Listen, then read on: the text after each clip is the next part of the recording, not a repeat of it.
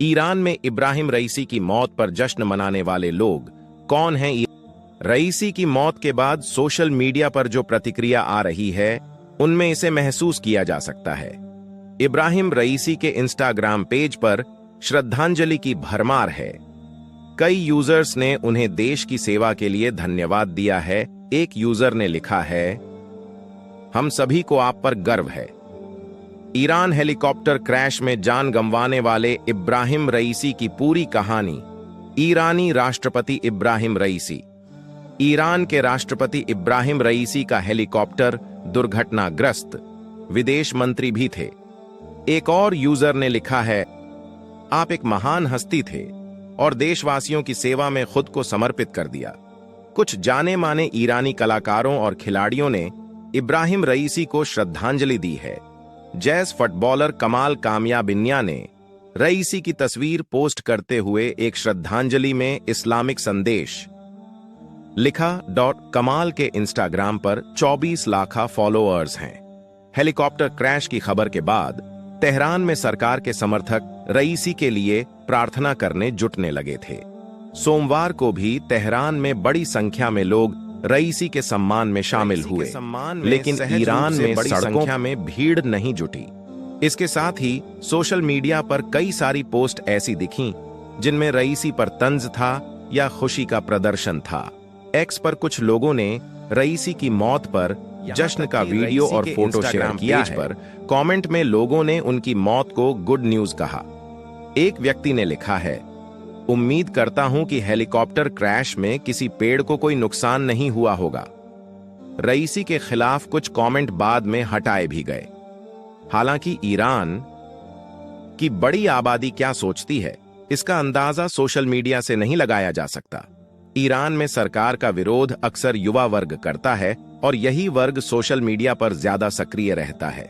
Iran में सभी बड़े सोशल मीडिया प्लेटफॉर्म जैसे एक्स और इंस्टाग्राम सरकार के कई लोगों का सोशल मीडिया अकाउंट है। ईरान में प्रतिबंध के बावजूद ज्यादातर युवा social media platform virtual private network यानी वीपीएन के जरिए इस्तेमाल करते हैं। ऐसे में यह बताना संभव नहीं है वो ईरान से किया है या ईरान के बाहर से। रईसी को 1980 के दशक की उस कमेटी के लिए भी खूब कोसा जाता है जिसने हजारों लोगों को फांसी की सजा सुनाई थी। तब रईसी इस कमेटी में डिप्टी प्रोसिक्यूटर थे, को डेथ कमेटी भी कहा जाता है। इस कमेटी ने ईरान के तत्कालीन सर्वोच्च नेता अयातुल्लाह खुमैनी के फतवे पर हजारों राजनीति बंदियों को फांसी पर लटका दिया था। ईरान के कुछ सोशल मीडिया यूजर्स ने रईसी का एक वीडियो भी पोस्ट किया है जिसमें वह तुर्की के राष्ट्रपति के साथ जाने माने ईरानी कवि हाफिज की कविता की एक चर्चित लाइन बोल रहे हैं। रईसी ने फलस्तीनियों के लिए यह लाइन बोली थी। वो लाइन थी, खुश रहो कि जालिम कभी घर नहीं पहुंचेगा। कुछ लोगों ने यूक्रेन इंटरनेशनल एयरलाइंस की फ्लाइट PS752 में सज्जा दी थी, लेकिन पीड़ितों के परिवारों का कहना था कि सारे निचले दर्जे के अधिकारी थे। इनका कहना था कि जिनकी मुख्य रूप से जवाबदेही बनती है, उन्हें कोई सजा नहीं मिली।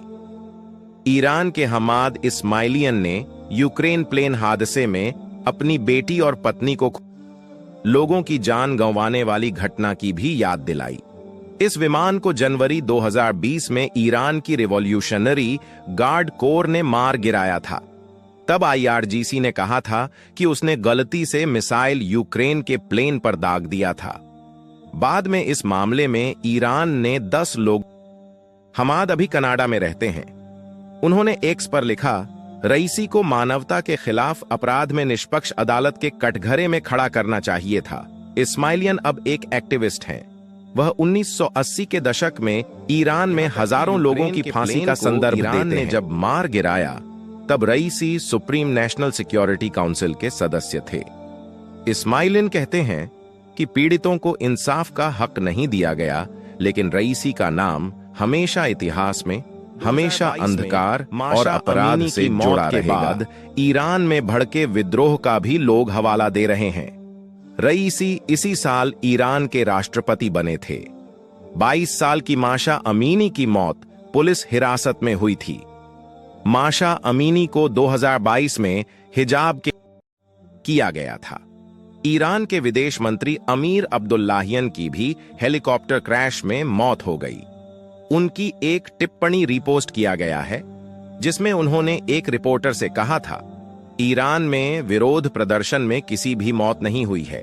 हालांकि मानवाधिकार समूहों का कहना है कि 22 के विरोध प्रदर्शन में ईरान में 500 से ज्यादा लोगों की मौत हुई थी।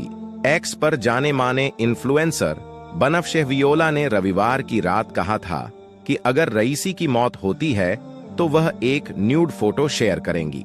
बाद में उन्होंने लिखा, अरे ये